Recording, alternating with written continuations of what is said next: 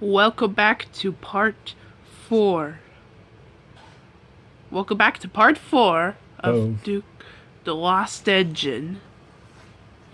Now we're gonna read Sleeping Beauty. Duke's story soon spread. The engines told Mr. Hugh. Mr. Hugh told the thin controller. The thin controller told the owner. The owner told his grace. His grace told the small controller. The small controller told the thin clergyman, and the thin clergyman told the fat one. That is why one morning, the two clergymen and the small controller were looking at maps. That's why I'm over here looking at the maps. Our railway, said the small controller, is laid on the bed of the old one, but swings round to the end at the north, or at the road south of that village. The old line kept straight on. It went north of the village and then to the mountains. The maps show the works at the old station. If Duke is anywhere, he's there.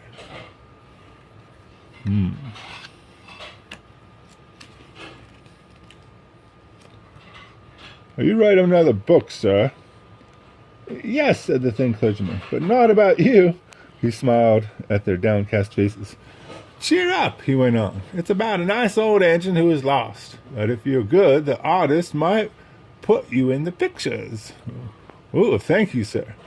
So the clergyman told them about Duke and Falcon and Stuart. So you see, he continued, poor Duke was left alone. Three small engines sighed sympathetically. Yeah. And we want to find him and mend him and make him happy again. Your controller wants to help, but he can't if you're naughty. Three small engines promise to be as good as gold. We promise. Yeah, we'll be good. We'll be good, sir. Yes, sir. The three men spent days and days at the old station. They came up every morning on Bert's train. He always whistled, "Good luck," as they walked up the track. But they had nothing in the evening except scratches and torn clothes. They wouldn't give up, though. Duke's here, somewhere, they said. The fat clergyman found him in the end. Scrambling over a hillock, he trod on something which wasn't there, crashed through a hole, and landed, legs astride, on Duke's saddle tank. "All Sleeping Beauty himself," he shouted. The thin clergyman and the small controller peeped through the hole above. Yeah, look, he's on top of him. He said, "Oh, we found him." They peeped through the hole. There he is. And Duke's waking up saying, "Oh, wow."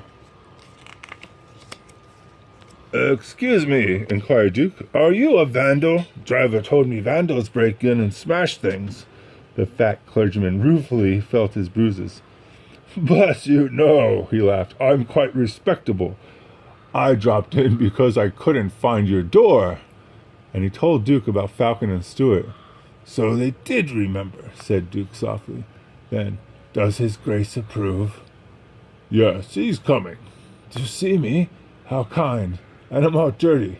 That will never do. Please clean me." So they set to work, and by the time the small controller had fetched his grace, Duke was the cleanest of anyone in the shed. Early next morning, Mike brought workmen and tools. They enlarged the fat clergyman's hole, lifted Duke out, and put him on a low loader to take him away by road. There, see, they're lifting him on the crane and putting him on the low loader. And the other trains are watching, very excited. "I'd be ashamed," Duke protested, "to travel by road. It's undignified." "I'm sorry, Duke," said his grace, "but the small railway has no suitable tracks." Duke gave in then, but so many people came out and greeted him that he felt better. So they still remember me, he thought happily. Donald was waiting with a flat truck. Everyone cheered when Duke was lifted onto it, and still more when he started along the big railway on the last stage of the journey to his new home. Peter, Sam, and Sir Handel were on early turn. They peeped out of the shed. "He's here," they whispered. "Shh." Duke opened his eyes. "You woke me," he grumbled, "and my young dame's engines were seen and not heard, Grandpuff, remember?"